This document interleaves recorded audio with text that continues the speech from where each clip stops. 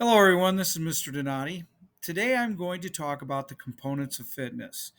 There are five components: flexibility, muscular strength, muscular endurance, cardiovascular endurance, and body composition. During the course of this presentation, I will focus on everything but body composition.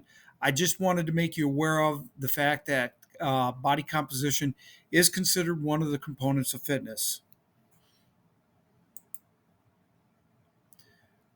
What is flexibility? Flexibility is the range of motion in a joint. Flexibility helps prevent injury. Due to many careers, people lose their flexibility because they sit and aren't moving during work. As you get older, the joints and the tendons kind of stiffen up, and so flexibility becomes very, very important in regards to maintaining a healthy, basically your health, and actually prevent injury. Now, what basically there are different types of flexibility. Each one is used for different purposes. So let's take a close look at the different flexibility techniques. The first one is probably the most common one: static stretching.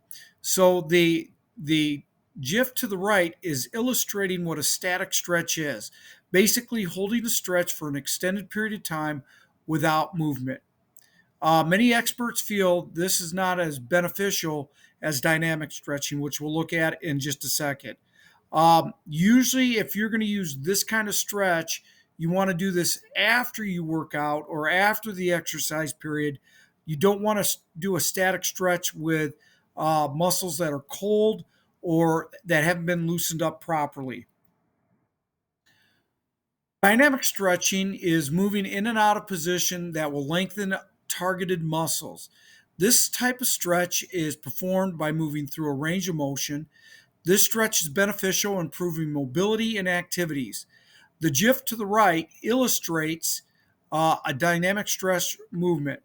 When you look at more sports teams, their type of stretch or stretching program is more dynamic now than what it used to be.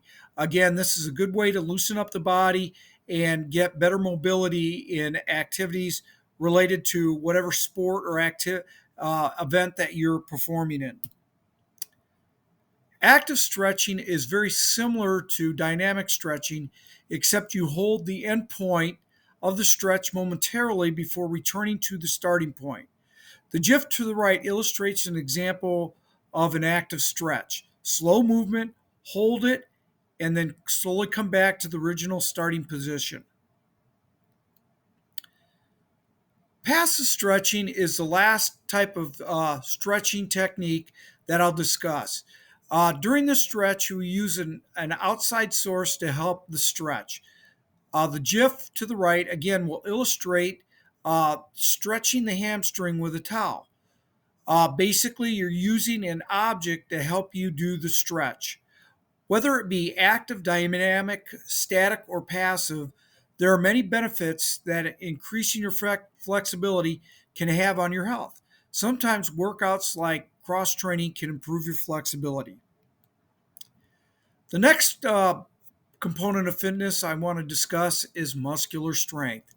Muscular strength is the amount of force a muscle can exert during contraction. Another way to look at muscular strength is a one rep max. How much can you lift one time in a certain exercise? The picture to the right illustrates an example of an exercise that would help develop muscular strength. And by the way, that was a picture of me back in the 1990s when I was a power lifter, that I used to work a lot on my muscular strength.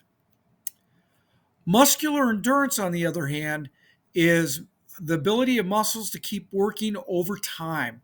Whereas muscular strength is a one rep max, muscular endurance is about reps. The GIF to the right gives an example of muscular endurance. Muscular strength and endurance are closely related. Most people will split their workouts based on developing strength during one workout and endurance on the next workout, or they'll do a combination of both. But usually, people in exercise programs or developing an exercise program usually will have an equal amount of time developed towards muscular strength and muscular endurance. Cardiovascular endurance, the body's ability to transport and use oxygen during exercise. All the components of fitness are essential. However, cardiovascular endurance is considered the most important. The better the cardiovascular system, the better shape the person is in. One way to measure cardiovascular endurance is to look at cardiac output.